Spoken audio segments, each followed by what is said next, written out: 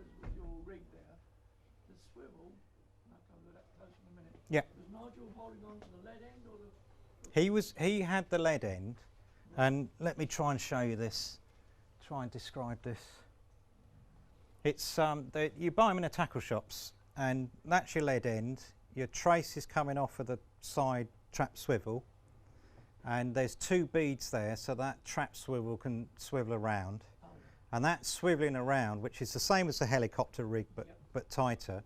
Tying up a helicopter rig once you snagged it on the bottom from scratch will take you, 5 or 6 minutes. I'm a lazy git. Tying one of these things on takes me a minute. And I've found that there's no disadvantage to using it. Great little things. What would be your ideal length? 6 foot. 6 foot. An arm span. That's how I measure my 6 foot. I'm very non-scientific. That's 6 foot.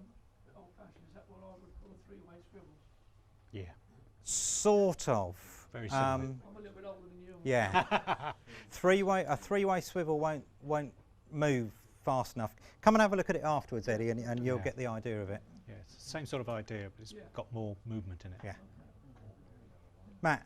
Clive, you say you go about 15, 20 times in a year when the conditions are right. Yeah. You're prepared to say what right is? Time of year is key. I won't talk about our times of year, but I can talk to you off camera about that. But time of year is very key because we get 2 different runs of fish, and the sea temperature is the other governor. So if you think about this time last year there was just no point in going bass fishing. In fact, I don't think we had some bass earlier, but I don't think we deliberately fished for bass and targeted them and caught them until May last year, because it was a late winter. So sea temperature, both ends of the season are very important to us. But in probably July, August, this is about as much as I can give away. In July and August we wouldn't bother because there's too much feed there. And our grounds go very quiet during that time. There are some exceptions, but July and August we'll fish for other things. Has your fishing improved or got worse over the years, would you say, with your increasing knowledge? And it's a very difficult question. I'm going to answer it this way. That personal best that was stuck up there, £15.2 last year, I caught a 14.4 the year before. I caught a 12.10 the year before that. All of those have been personal bests. So for the big fish, for the small number of big fish, I know those big fish are not going to last. So my guess is that our fishing may suffer in 4 or 5 years' time as though all those big fish die out, basically. I wish that we knew now, what we know now. If we'd known that back in the 70s, God knows what would have happened. But in the 70s, we would have killed them. Yeah. So, from my perspective, I'm actually quite pleased that I didn't know it then. Just lots of different ways of looking at it. Any more questions? A couple of minutes, if you wish. Not the ones you will answer. On the forum, there's a lot of information that's been shared both with me and by me over the years. And Alan Hughes shared an awful lot of information with me. Simon Frobisher and I have shared a lot of information. But there's a hell of a lot of information on there about this whole technique and different stages of where we've got to over the years. It's a great source of information. The rods you use, what are they, uptide rods? So this is an Abu Suveron spinning rod. Very helpfully, Abu don't make them anymore. This is it's either 9 foot or 9'6".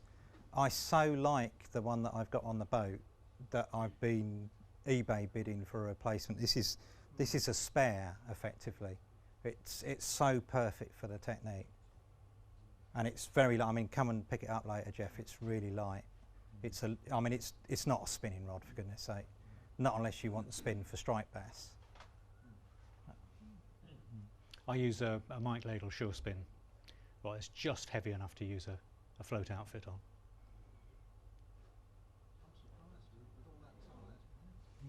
No, it's got a bit of backbone to it. So I've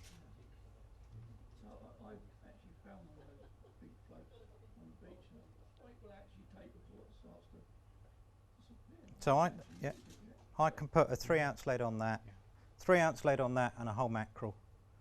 And sometimes we have to use mackerel 12 ounces, maybe a little bit bigger, and it'll hold it up. Yeah. Mackerel is stupid. Mackerel can pull that float under with a 3-ounce lead on it, and they don't. What they do is they seem to play to the resistance of the float, and so they don't try to pull it away. And quite often what you'll see, there was a great trip when Kim and I were fishing, and I think I must have snagged up, and it was only Kim's float in the water, and bass will sometimes chase the mackerel. If it's a big enough mackerel, the bass will chase the mackerel through the water column. And the mackerel, you know, with a great big bass that's just about to eat it, it can tow that 3-ounce lead. And yeah, I was re-tackling, looked out at where Kim's float was, and we both saw this bass go behind, about 20 yards behind Kim's float. This bass went over, great big bass. And we both said, wow, look at that. And I said, I think you better tighten up. I think you've hooked about, I think that's your bass. And I can't remember, it was certainly a double. It was a tenner, yeah. Yeah. It's over 10. So that bass had chased that mackerel all the way to the top and taken it on the top. Yeah, it actually took it on the top. Right. Took it in the top. Yeah. Yeah, amazing. Is it bridle rigged, these baits? Or are they just I went through a stage of bridle rigging, and I don't do that anymore. Yeah. So I don't mess around with that. I hook it from the head down in the eye socket, which is a nice firm place to hook a mackerel, and it holds the circle hook rigidly so that the circle hook can fish properly. And by fishing properly, what I mean by that is that the bass can take the bait head first down and the hook still be exposed, so that when it comes out again it lodges in the corner of the mouth. The way the circle hook works, it goes all the way down into the fish's mouth, and the fish has to be moving away for it to work. And the trace on the side of the fish, that's what locks in the circle hook into the lip. It's do you say through the eye or the nostril? through the eye socket. So when we were bridle rigging, we worked out that going through, if you look at a fish's skeleton, then there's bone all the way around the eye socket. When it all rots away, or when all the flesh rots away, the firmest bit of the bait is through the eye socket. So if you're going to attach something to the bait, then that's the best place to do it. What size did you say, circle? I've got a couple here, and these are 6 or 7 knot. It's about a 6, isn't it? Yeah. They're There's, quite big. There's another aspect to this business of hooking a live bait. Mackerel can be quite fragile. You know, you don't want to handle them for too long when you're putting one of the snags with a bridle rig. It takes a while to hook it, you know, to rig it properly. And you very often, we've found that the mackerel just doesn't live very long after it's had that done to it. And if you're short of live baits, then you know you're in with a chance of a decent fish on because of the circumstances. It's something you want to try and avoid. So we've got a bit simpler. In the early days, I was in great favour. I favoured using 2 really small trebles, number 4s, and I used to use them like, you know, 50 years ago they used to use for pike fishing. And the reason for that was early on, the bass that I was catching weren't big, and I was keeping them. I was taking them, you know, I was going to eat them. But furthermore, they weren't taking the trebles down very often. It was a bit of a nuisance with netting. But the little treble meant that the live bait had a lot less weight to contend with and a lot less wounding to contend with. So it survived quite well. And very often the bass would be hooked inside the mouth in a hard part where a tiny, you know, a small treble with small points on it wouldn't do a lot of damage. So, you know, for a while that was a satisfactory method, and then we started to figure out how to catch the big ones. And you don't want to kill those, and trebles are not good. Yeah. Yes. How long will your mackerel last when you hook them in the, I tend to hook them in the up and down. On a really bad day, all day. It's true, actually. Yeah. Right. No, And on a all really day. bad day, when they lasted all day, I take the buggers home and eat them. Yeah. Keeps them nice and fresh. It doesn't. They survive. Yeah. And you always catch your mackerel. I mean, mackerel stock's that good that you can catch them without too much Usually. Yeah. Usually.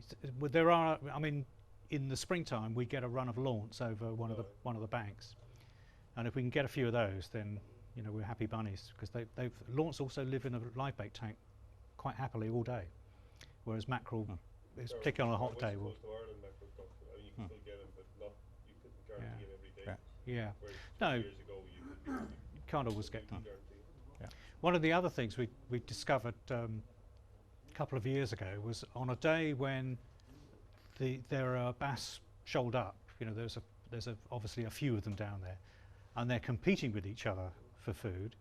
They'll take a dead one. Just a dead mackerel suspended under a float will take a bass. One last obvious question: are these bass feeding on mackerel? Because we kill so few these days, we don't know, because we are killing so few. But if the way I think on it is that I'm convinced that the bass that we catch, the really big ones, are feeding for an hour, maybe an hour and a half, and they come out and they eat a couple of big, live baits, because they're naturally finding them, and then that's it. And it's finding out that window and where you think they're sat during that window. And The difference from the shore is we sometimes see the fish. yeah, And there's times, and I know where they'll be away, and a bit like you, I don't tell too many people, but you Yeah. can see big fish as big as some of you, definitely doubles, yeah, and you can't catch them. yeah. And you're looking at them, and they will Yeah. not take you Yeah. for a bait foot to their nose, and if they're Yeah. not feeding, and of course the boat you're not going to see that, but I Yeah. see it. And if that's got a couple of fish inside it, it's just swimming around. Yeah.